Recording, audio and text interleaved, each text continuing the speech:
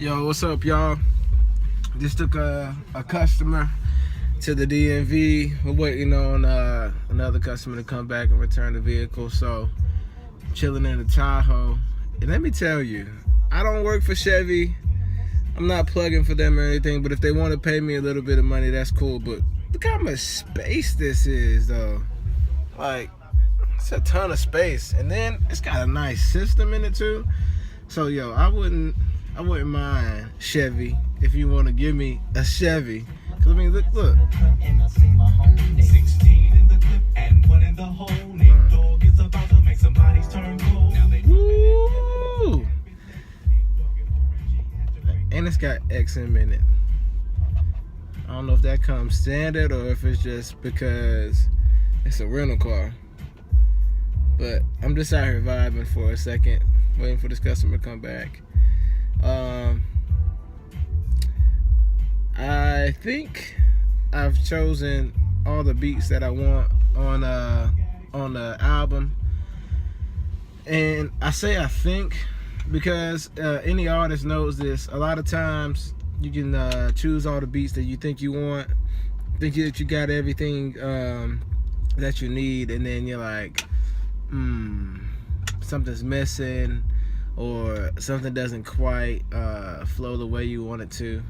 So you kind of change things up a little bit. Sometimes you might get halfway through writing a song and you're just like, this ain't hitting like it was. Because I think the main thing with making music is to make it timeless, make it classic, make it effortless. And I think making it effortless is the number one thing, because if it's effortless, if it comes out and it's natural and it's organic and it's real easy for you to finish it, then those are the songs that you want to definitely put your foot into. Because if you're trying to force something, if it's not coming easy for you, then that's definitely something that's not gonna, it's not gonna go over well with people, because they can feel it in the music. They can feel that you forced it. They can feel that you don't mean what you're saying. They can feel that it was hard for you, that you didn't vibe with the beat. So as a hip hop artist, you really have to just sit there and listen to a track. And if you're listening to the track and then you're just like this, like you're not bobbing your head, you're not like, oh, okay, this is tight. You want to definitely have that just, okay, yeah, like this is dope, Like you want to make a classic track like this,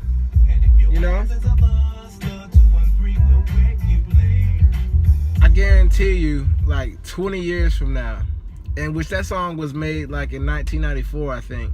So that's like, over 20 years ago. Then it's still gonna be a classic, still gonna be a hit. Eric B and Rakim just came on. I don't know if you know about Eric B and Rakim, but my dad introduced me to them, man, when I was a teenager. I had just gotten my my driver's license, my learner's permit, and he gave me an Eric B and Rakim CD, and I was just like this to this song right here. Woo! You don't know nothing about this, man. I'm too small, cool, cause I don't get upset. I kick a hole in the speaker, pull a plug, then I jet. You don't know nothing about this old school, man. This ain't no Lil Yachty. This ain't no Lil Wayne. This ain't even no Jay-Z, man. This is classic right here. Know what I mean? Creeping up the stage and don't it sound amazing? Cause every rhyme is made in thought of, cause it's sort of an addiction, magnetized by the mixing. See, and this is what I was talking about yesterday, man, and the day before this, about how like hip hop has become like trash, how like the tastemakers and the Grammys, man, it's just like a joke.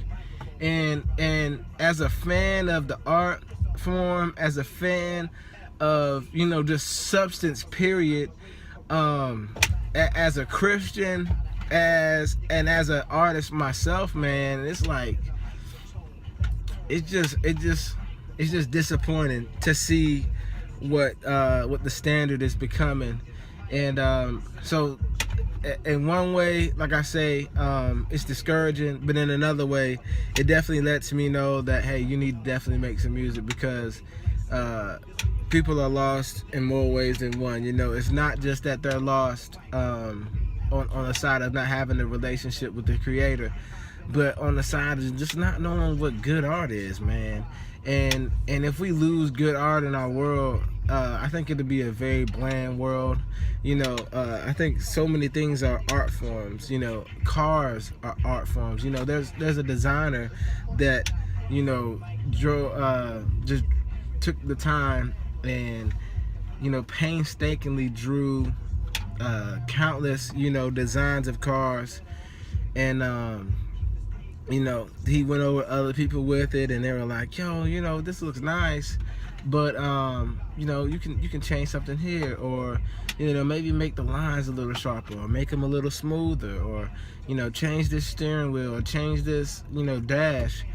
And I think that's a great thing about our world, is that we were all made by a creative being to be creative, and so we are being creative in every facet of life. You know, from, you know, the phone cases, from, you know, clothes, like I said before, cars, and of course all the things that you think of, like music, poems, movies, TV shows, being a comedian, you know, just being a, you know, the old definition of an artist by painting and drawing and just all those different kinds of things is what really makes the world beautiful to me. You know, I love to look at something and say, wow, you know, how did somebody think of this, or listen to something and say, how did they come up with this rhyme? How did they, you know, this beat, I could have never imagined myself rapping over or singing over or doing anything to,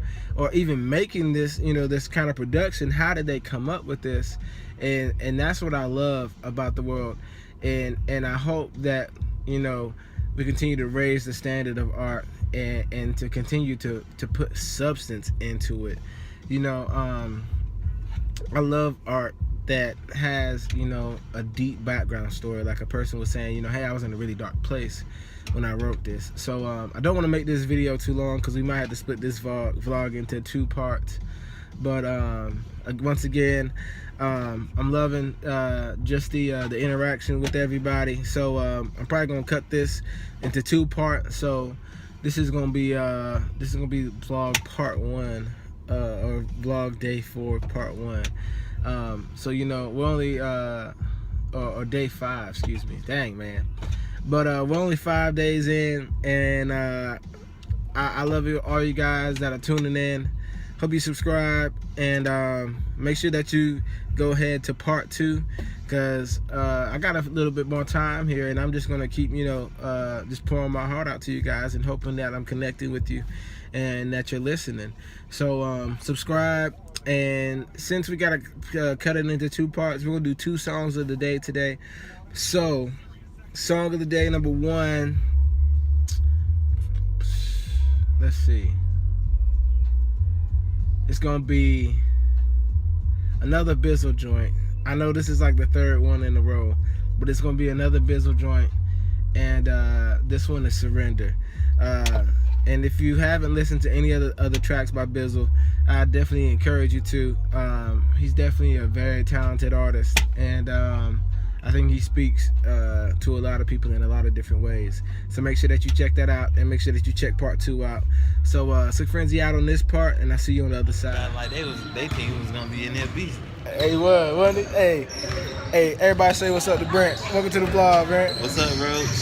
Hey, we watching this horrible basketball game. I'm about to turn it around and show you the score. Hold on. Check this out, bro. It's 30-12, and they've been playing for 30 minutes. Now, just watch this. Just watch. Oh, it actually did something.